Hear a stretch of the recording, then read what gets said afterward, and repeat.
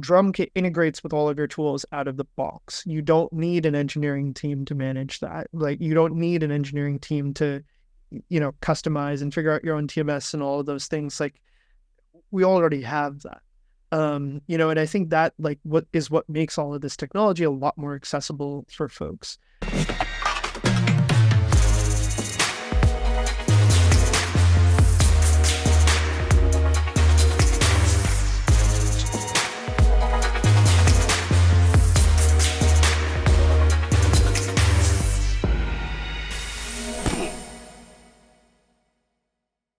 Did you know that 91% of phishing attacks are conducted via email? Freight brokers are particularly at risk as email is the primary, really only option to collect carrier invoices, until now. ePay Manager, powered by OTR Solutions, is a back office automation and carrier payments platform that revolutionizes brokerage back offices with their proactive invoicing workflow, a centralized portal that gets you out of your email. The key to ePay's invoicing workflow is that the invoice is proactively triggered by the broker's TMS and is only created once the carrier reviews the details, which catches invoice disputes early on. This means that you can increase your invoice processing by up to 300 to 500% and reduce billing inaccuracies by 99%. Learn more about ePay by visiting epaymanager.com or text ePayFC to 80483 to see what they can do for your brokerage. Today's episode is also sponsored by Rapido. Rapido connects logistics and supply chain organizations in North America with the best nearshore talent, scale efficiently, operate on par with US-based teams, and deliver superior customer service. Rapido works with businesses from all sides of the logistics industry, including 3PLs, carriers, and logistics software companies. Rapido builds out teams with roles across customer and carrier sales and support, back office administration, and technology services. The team at Rapido knows logistics and people. It's what sets them apart. Rapido is driven by an inside knowledge of how to recruit, hire, and train within the logistics industry, and a passion to build better solutions for success. Learn more about the Rapido solution and begin building your team away from home at gorapido.com. Today's podcast is also brought to you by TextLocate. TextLocate makes it easy for brokers to communicate directly with drivers via SMS-based text messaging, no app to download without having to use personal communication devices. Features like two-way text chat, one-time location updates, and image capture, think BOLs and PODs, all inside a simple dashboard, give brokers the quick updates they need to make better decisions about freight. Instead of wasting time calling drivers, brokers simply automate the process through TextLocate and save hours at very little cost investment. Go to textlocate.com to learn more. Ladies and gentlemen, welcome to another episode of the Freight Caviar Podcast. Today's guest is Dhruv Gupta. He is the co-founder and CEO of Drumkit, formerly known as Axle Technologies. You're just rebranding, Dhruv. Happy to have you on the show. With me joining today is also Christian Gebis, my co-founder and partner on Freight Caviar at Shipper CRM. Dhruv, thank you for being on the show. The pleasure is all mine. Love Freight Caviar. Love Shipper CRM. Always a blast to hang out with you guys. Appreciate that. Dhruv, I know this is kind of funny. I want to have everyone listening in kind of understand the backstory behind this podcast. And we wanted to record an episode for the Freight Caviar Podcast this week. And I'm traveling to Chicago tomorrow. We didn't have an episode ready on Monday. Adam Robinson reached out to me, asking me if I've ever interviewed Dhruv before. And I'm like, I haven't. And I'm actually looking for a guest this week. So I was like, perfect, Dhruv, would love to interview you. This is a last minute interview, but I'm super excited to talk to you, kind of dive deeper into what you're building. You and your co-founder are super smart. And I know Christian is going to love to get into the tech side of things. And I'm just going to be here listening in and trying to understand what I can. But could you tell us a little bit about yourself and how you got into this space and how you started Drumkit? Yeah, totally. And thanks for getting the name right. We just announced that rebrand literally as this podcast is going out today. So if you knew us as Axle before or knew our product Beacon, it's all Drumkit now moving forward. So thanks for giving us that medium. Really excited about that rebrand. My background is I actually played a lot of SimCity as a kid.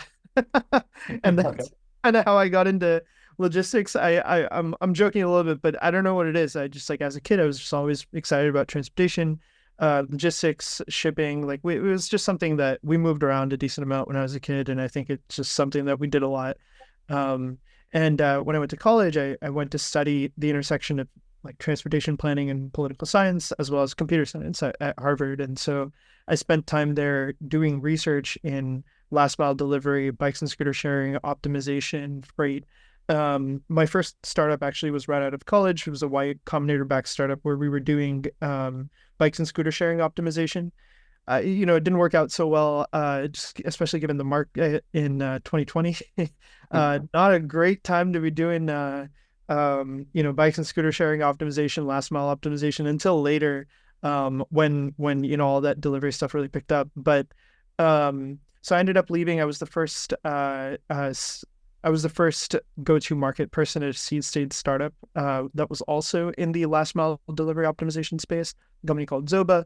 And then about a year later, my now co-founder, who was my research advisor, Jin Zhang, excuse me, Dr. Jin Zhang, he's got a PhD. He graduated with his PhD, and then we started. It's now called Drumkit. It's been just a really fun journey. We love building tools in this space because you can actively, from day one, you put it in someone's hands and you can see them save time, build something better, like get something done. It's just fun to see that impact. Hey there, amazing listeners. If you're enjoying what you're hearing on our podcast, we need your support. It will only take a moment, but it would mean the world to us. Please make sure to hit the like button on this video, subscribe to our channel, and don't forget to share with one of your friends that would enjoy our content. Your engagement helps us reach more people and bring more awesome episodes to you. Thanks a million, and thanks for being part of the podcast community. So Dhruv, I got the chance and opportunity to see one of your demos on Discord, the Lost Freight Tech Bro Tuesday demo, which was really cool. It was more than I expected to see, and it's interesting how you've taken that product and kind of, it's a email focused product, but you've extended it outside of email, and kind of, it almost seemed like it was somewhat of a hybrid mini light TMS, and help us kind of understand how, what the product is first. And I would also love to just understand like why Drumkit ended up being the new name. Yeah. Okay, so a couple of things there. First of all, every Tuesday at 9 p.m. 9 p.m. Eastern, Tech Bro Tuesday. But outside of that, yeah. So we went around with the ethos that, look, when you're a freight broker, freight forwarder, logistics professional in general, you have two different jobs. One job is to make decisions. How much should I sell this for? What carrier should this go to? Okay, given that the ETA has changed, what action do I need to take? And then there's actions. Okay, I need to schedule an appointment. I need to quote this load. I need to reach out to XYZ carriers to get this, to get this done. I need to reschedule this appointment, whatever it is. That distinction is like pretty critical to make, I think. And a lot of people muddle those. It's very easy to say, I'm really busy all day when you're just doing actions rather than what you get paid to do, which is make decisions. That's why you have a human involved. The problem is that so many of our actions are, require someone to put in effort, right? That require someone to talk to someone, reach out to someone, have some back and forth, even though they don't have to be that way. And that's just the way that our industry is structured. Everyone lives their lives in their Outlook or in their Gmail or their WhatsApp or Signal. And it's because logistics is a fundamentally relationship-based industry. I don't think that's going anywhere. I think at the end of the day, as much as we try to, digitize and automate and turn freight into a marketplace, liability matters. It matters that, I trust Christian with my freight, and, I've known Paul for years, and therefore I'm going to work with Paul. Like, that matters. And that's the ethos behind Drumkit, that we want you to make those decisions, build those relationships without having to take actions. And so we sit in your inbox as an AI email assistant, that's the buzzword of the day. But at the end of the day, we're actually just an integration tool that automates certain tasks for you. Things like data entry, load building, and quoting into your TMS, track and trace updates, reading those responses from carriers, realizing, oh, there's something going wrong, and then escalating that up to you so that you can make a decision on that behavior. Parsing RFPs so that you don't have to do that data entry, but you can focus on the actual decision making of, okay, these are the quotes that I wanted to send, and this is the customer I want to engage with. Scheduling has no decisions involved. It's really just, you got to click, go into some portal, which takes a long time to do, or you got to email someone, call someone. We'll do that function for you too. So it's taking those actions off your plate so that you can focus on the actual decision making. Dhruv, if I may ask real quick, when you are scheduling automatically for your users, and you're going to these portals, have you guys built the technology that just agnostically, without even knowing what the portal kind of is, goes in and basically schedules the appointment on that landing page, or like on that web page, or how does that work? That's a good question. That's a future that we're looking towards. We do have to individually integrate each portal, but we have internal tools that make it really easy. So with a couple of clicks and maybe like half a day's work, we can integrate a new portal. It's just something that we aren't comfortable putting out there in the world without having someone like review and vet. But you're absolutely right. Like, we have a process on our end to just make it super easy. You can use all sorts of AI tools to like quickly parse through a page and say, okay, these are the buttons that you probably need to click on, have a human review them and confirm that like integration side. And that actually like takes us to why we rebranded to Drumkit. There's a few different reasons. The main one is we didn't want to be freight blank, truck blank, cargo blank. I think, there's a lot you walk into a conference and sometimes it's even hard to remember. Wait, no, I'm not talking about truck this, I'm talking about truck that. Or freight this, freight that. Freight caviar gets around that by like being funny. Like, no one has the caviar aspect of it. Everyone knows it. ePay Manager, powered by OTR Solutions, is a back office automation and carrier payments platform that revolutionizes brokerage back offices with their proactive invoicing workflow, a centralized portal that gets you out of your email. Learn more about ePay by visiting epaymanager.com or text ePayFC to 80483 to see what they can do for your brokerage. Yeah, that's what I'm saying. Yeah. So we would have been like, what, freight inbox? Fine, but like, that's not memorable. It's not caviar. It's not memorable. So got it. That's why we kind of went with Drumkit, because it's first, I'm a drummer. And so I'm not very good, but I love to play the drums. And we realized that it was just like, it captured this idea of rhythm, and like the rhythm of your operations really are affected by the tools that you have, which then give us the kit side, toolkit. So, putting those two things together, like our intention is to add Drumkit to your toolkit so we can simplify the rhythm of your operations. And that like took us down that path of, oh, okay, cool. Like let's call this Drumkit. Just like a really nice, like, capturing of the ethos behind what we're doing. Is the domain drumkit.com or drumkit.io? What is it going to be? .ai? What is it? Yep, drumkit.ai. .ai. Okay, cool. Very nice. I like that name a lot. I'm curious if we could just go back a little bit to your Harvard days, because I'm really fascinated by that. That's what I've been thinking about. So you went to Harvard, Dhruv. Like, you're probably one of the few people that graduated Harvard and are like in our ecosystem of like, I guess in the free brokerage tech community. Yeah. So I'm kind of wondering, how was your experience going to Harvard? You met your co-founder there.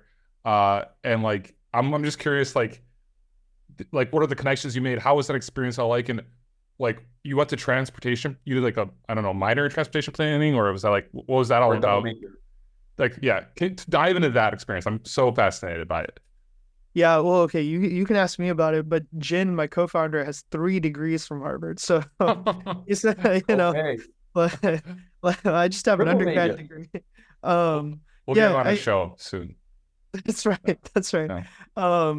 Yeah. I can speak to my experience at least. I had an amazing time there. It is, they call it the Kremlin on the Charles and all of that, and I think there's definitely a lot of left-wing political views, but that's overblown. It's an extremely diverse place with some very, very smart, talented people that are passionate about what they do. I think you'd find a lot more people that are, hey, I am the world's best at physics, or I'm the world's best at playing squash, or I'm the world's best at, writing policy documents or something like that. And here I was like mediocre kind of at everything, but like especially relative to my peers, but excited about a lot of things that I wanted to do. Um, and when you get to a place like that, you look to carve out a niche for yourself because you can't do everything, and someone will always be better than you at something. um, and so, I thought about what I was passionate about, and so I ended up doing what's called like a joint concentration. Basically, it's a single major, but you have to fulfill the requirements of both majors because they don't have double majors there, or they used to not have double majors there. Um, so it was with political science and computer science, and political science, I kind of wrapped up in transportation planning. And so I would take classes at their Graduate School of Design, which is their transportation planning department, as well as their data privacy lab, which you wouldn't think is the right fit, but it turns out that transportation planning is a huge data privacy, problem because there's so much personal identifiable information in traffic planning, transportation planning. You can basically like, if I looked at some of the data sets that these guys have, I can tell you exactly where you live, how you got there, where you go every day, what flavor of ice cream you bought. All of that information is there. And so that combination was a really fun place for me, because that like they had just started this tech science department in the political science department, which was sort of the idea of like, let's combine tech and let's combine science and let's try to like build tools that affect policy making, that affect Political science, you mean, right? No, I mean like actual science, like chemistry, Okay. biology, anthropology, and try to see like how we can take that and combine it with political science, to turn that into like actual policy making and actual tools for people. And so I was pretty involved in that as well. That's actually where I met my co-founder. He was doing his PhD in that department. And like his background is economics and political science. And he's a self-taught engineer, and now he's leading our engineering team, which is crazy. It just, just an incredible experience to have the fortune to work with someone like him. And I think that's the crux of it. Like when you go to a place that's not to say there aren't smart people everywhere, but when you go to a place that sort of filters aggressively for folks that are the best at what they do, if you're not the best at what you do, it's a great opportunity to learn from the best. I had the good fortune of being able to do that there. Okay. That's such a cool story. Christian, I know you're gonna have some technical questions, so I think this question might get you there. Because Dhruv, we met initially like a couple years ago. I literally think that I met Christian and you in the same week. It was like maybe even the same day we had a meeting. It was because I think, what was it? Charlie Dahoney that connected us? Charlie. Right. Yeah. Charlie got us connected. Yeah. Shout out to Charlie, great guy. And I'm curious because I remember back then you were working like on a different problem, right? And you kind of progressed to this where you are today. So can you tell us a little about of like the initial idea of like the idea they had at the beginning and how it progressed to where it is today? Yes. So that telematics API, we still have a bunch of customers, tens of thousands of vehicles that use that every day, actually. And it's basically the ethos was and continues to be actually at this more modern iteration of Drumkit. Today's episode is also sponsored by Rapido. Rapido connects logistics and supply chain organizations in North America with the best nearshore talent, scale efficiently, operate on par with US-based teams, and deliver superior customer service. Learn more about the Rapido solution and begin building your team away from home at gorapido.com. Logistics is a system built around data silos. It's really hard for me to build tools and build functions around my own data because it's really hard for me to share that with anyone. With the telematics API that we built, formerly known as Axle, we wanted to make it so that folks could connect their ELD, their dashcam data, their trailer tracker data to any tool that they're using. And so we have customers like TMSs, we have customers like fuel cards that use our tooling to make it really easy for them to share their data out with, the the tools that they're using. Like the carriers don't have to spend time updating the TMS manually. They don't have to update the field card manually. And it lets them, create fraud prevention tools, or lets them create workflow automations that they couldn't do in the past. That is the same ethos with which we started talking to brokers. And we said, look, like what are the tools that you're using every day that aren't easy for you to access? Like where is that data getting stuck? Where is that getting siloed? And they basically said, look, like every day I have to have 3 screens open and my email, and I have to copy all this stuff into email, and I have to take all this data from my email and put it in all these tools. And that's how we sort of evolved into realizing, wait a second, this is also an integrations problem. This is also just like, we have to pull all the data and put it into one place so that people can figure that out. And I want to pick on, Christian, something you said earlier, actually. You said, it sounds like Drumkit is a lightweight TMS. We don't want our customers to use it as a lightweight TMS. We want our customers to use it as like a single pane of glass into all of their tooling.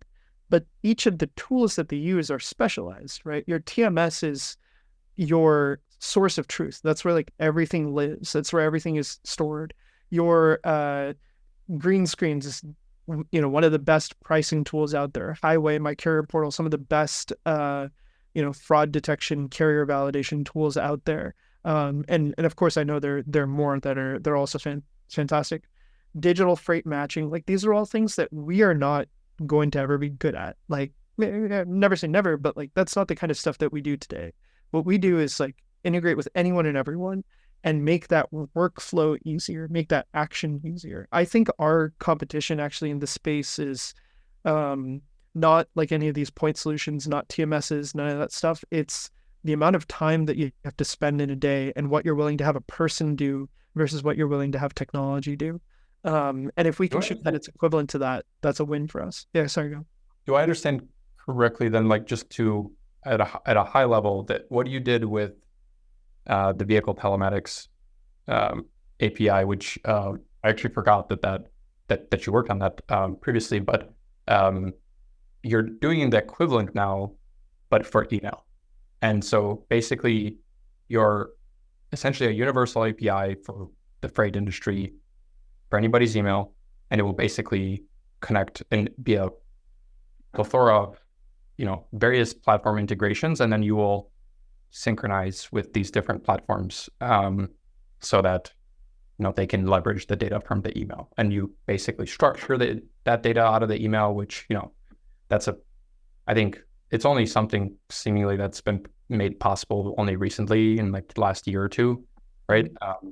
But do I understand that correctly? That's kind of how to kind of compare your previous project versus this one?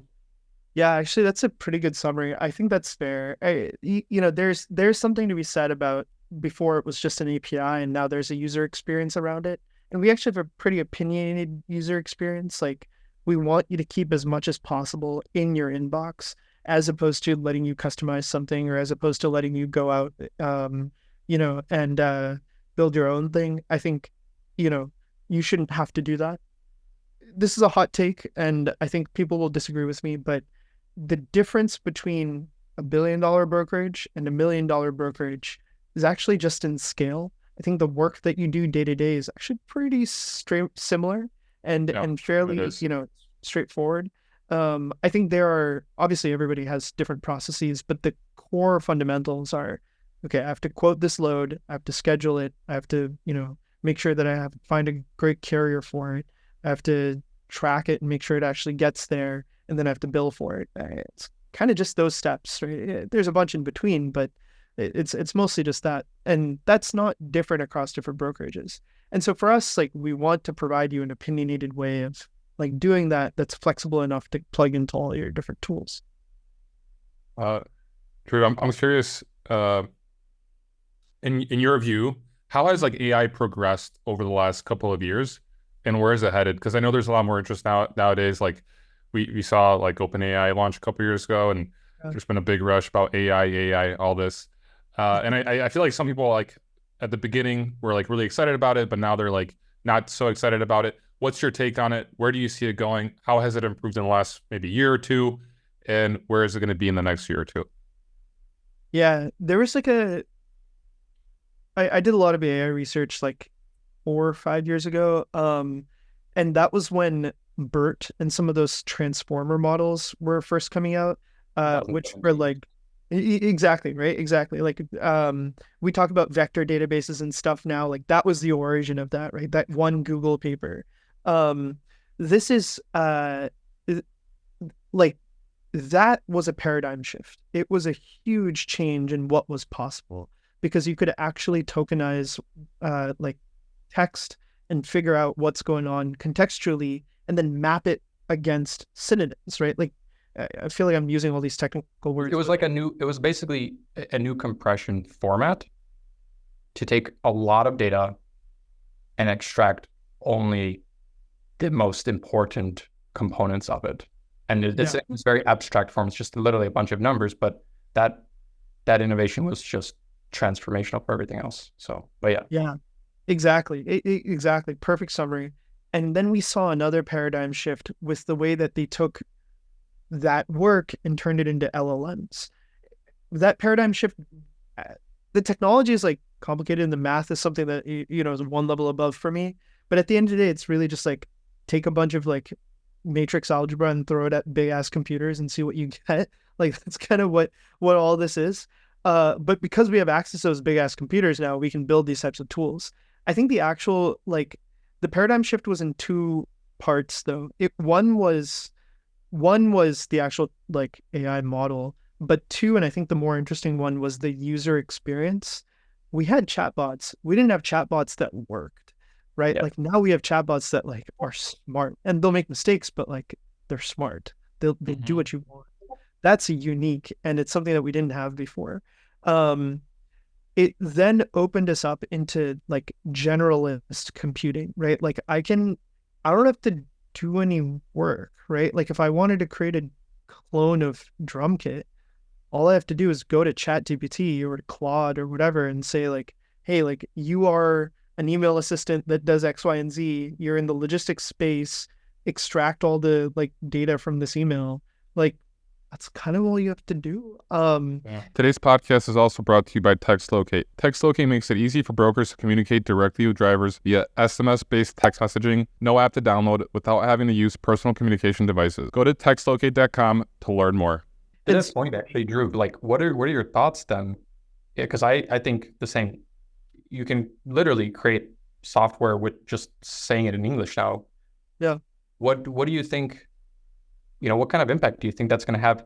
A, for just software companies in general, and then B, is it maybe going to make it possible for brokerages to, just develop their own technology much more quickly, and it can go in kind of the future can go in a couple of different ways. But I'm just curious, what do you think? Yeah, well, there's a couple of things here. I think the first is one, this shows us that vertical solutions matter. And because people will be able to build their own tools, and your job is to tell them, hey, you don't have to do that work, even if it's relatively easier to do. Someone still has to maintain that software. We haven't like there's no LLM for cloud language. Maybe there is, but like someone has to host that. Like someone has to, build all these. It's not just like ask Claude or OpenAI for a web app, right? There's a backend, there's thought that has to go into this. There's designing it, maintaining it. But that's why like broad stroke solutions don't work for deeply specific vertical tools. Like I can use Zapier to maybe automate one or two tasks for myself. I can maybe use OpenAI to build a more technical solution to do that. But Drumkit integrates with all of your tools out of the box. You don't need an engineering team to manage that. Like you don't need an engineering team to, customize and figure out your own TMS and all of those things. Like we already have that. And I think that like what makes all of this technology a lot more accessible for folks, that it's specific to their own needs. And I think that like takes you to sort of the second thing. There's a question of how much technology should I build in-house versus how much should I get out of the house, and like buy versus, build. there's some very contentious opinions around this topic. Yeah, So there's like statistics on Kevin put this out, right? Like there's statistics on 40% of brokerages have in-house TMSs and things like that, and then like another really, 20% are on Mercury Gate. Yeah. I think it depends on the size of the brokerage, right? Or was Right. that 40% overall? No. I'm sorry. It's 40% of brokerages with like more than $50 million in revenue, something like that. Okay. So a lot of the large ones basically have their own. interesting. I think that makes sense if you're a large brokerage because you can afford to have an engineering team, technology team that invests in building specific workflows, and your competitive advantage is now amongst those large brokerages as opposed to amongst like just amongst everyone in the world. Technology, I think, no longer is like a core differentiator to shippers. I think your service quality is. And so you use technology to improve your service quality and to, set yourself apart, cut your costs, improve your margins. And that's where I think the buy option will always win because you don't have to have an in-house engineering team unless you can afford.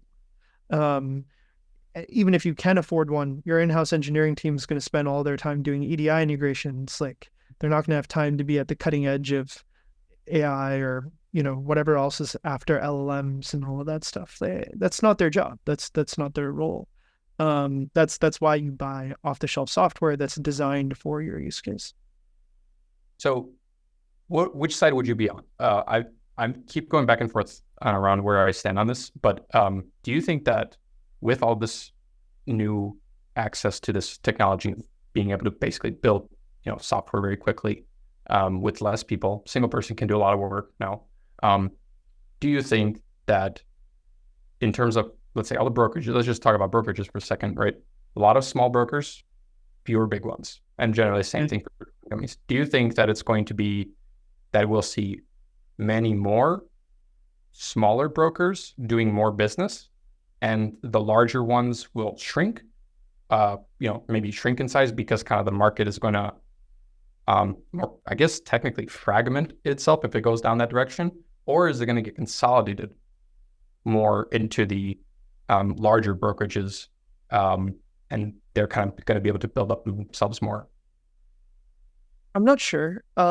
This is a good question. And I think there's more factors than just the technology that play into this, right? There's like economic incentives and all of that. I think we're actually going to kind of see what's happening now, that there's a short life cycle for small brokerages, for some small brokerages.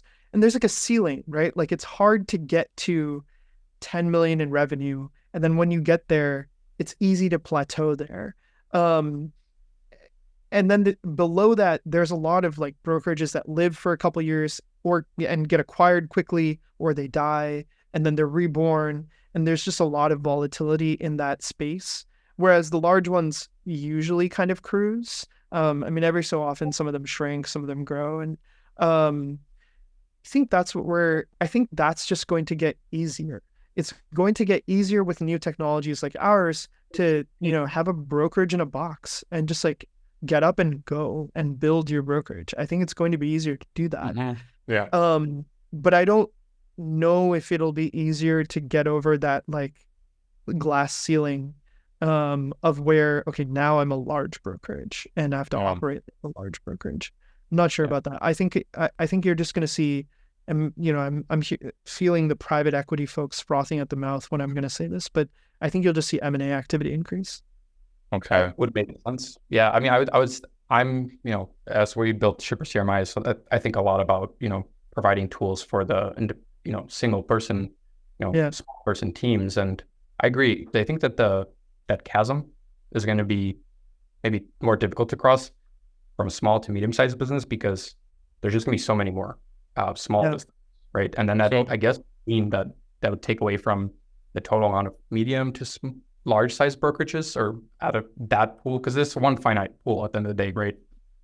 So I do want to add, I once interviewed Andrew Silver, who is the CEO and founder of Molo Solutions, and his dad, when he was starting out Molo Solutions, told him that he doesn't think he should be like opening a brokerage right now because freight, like in his mind, freight brokerages will consolidate, and there's only going to be like a few really large ones, and like smaller ones are going to be like, there's not enough enough for them to survive. So he actually like kind of was hesitant, or like felt like Andrew shouldn't have been starting a brokerage.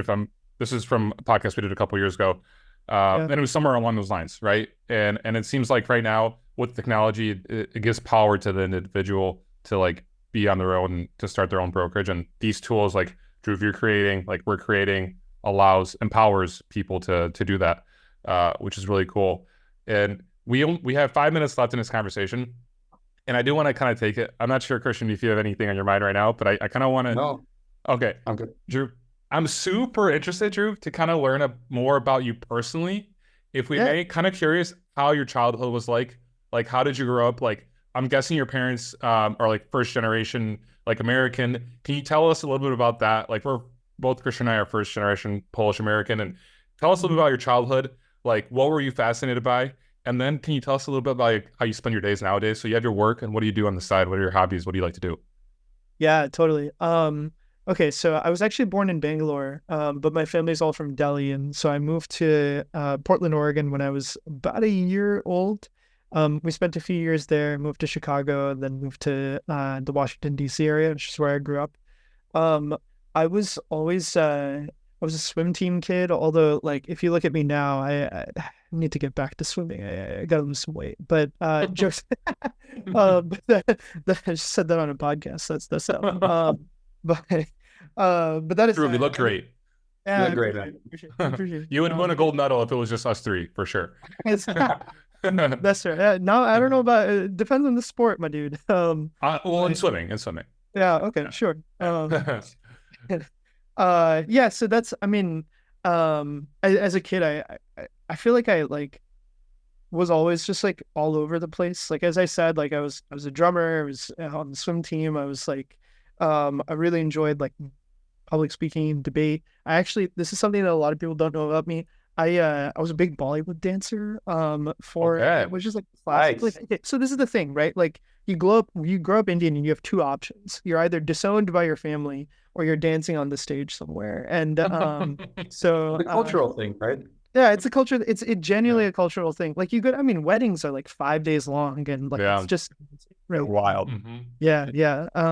You guys are all welcome to come to mine. But anyone listening, actually, just show up. Like that's the thing. Well, like, what is your wedding? True. No, I'm not. Okay. Hold on, Mom. Hold on.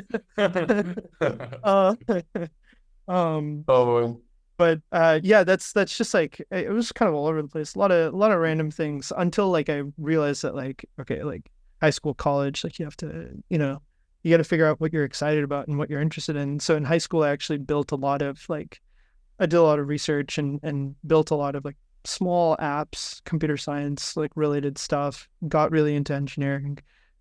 Comes from my heritage. And then in college, like just wanted to focus on that, pursued that, and so kept some of the cultural art stuff, like playing the drums and dancing and all of that, but focused a lot on just like if I can build things that people like to use and they feel good about it, there's no better feeling for me than me building something that people genuinely get value out of.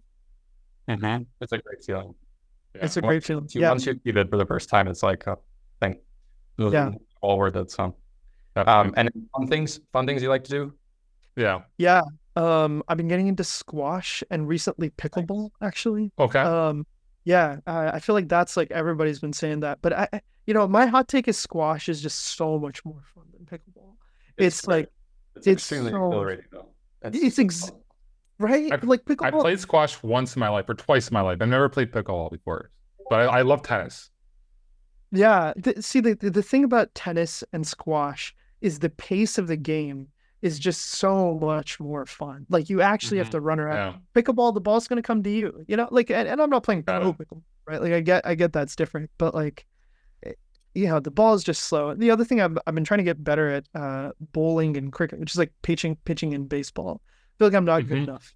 And being Indian, that's not not a good thing. Drew, I do apologize. We've got less than a minute, so I'm going to real quickly ask you, what is your favorite podcast or podcasts, and what are like maybe some of your favorite books that you've read recently? Ooh, Free Caviar is definitely my favorite podcast. And Nice. Wow. yeah, 100%. And the other, the book I've been reading recently was Influence. It's like a sales strategy book. I've read. Yeah, it's a really good book. It's basically like a psychology book, whereas like just Yep. it's I know Warren Buffett recommends it. A lot of people recommend it. I've read part of it. I've listened to a lot of it.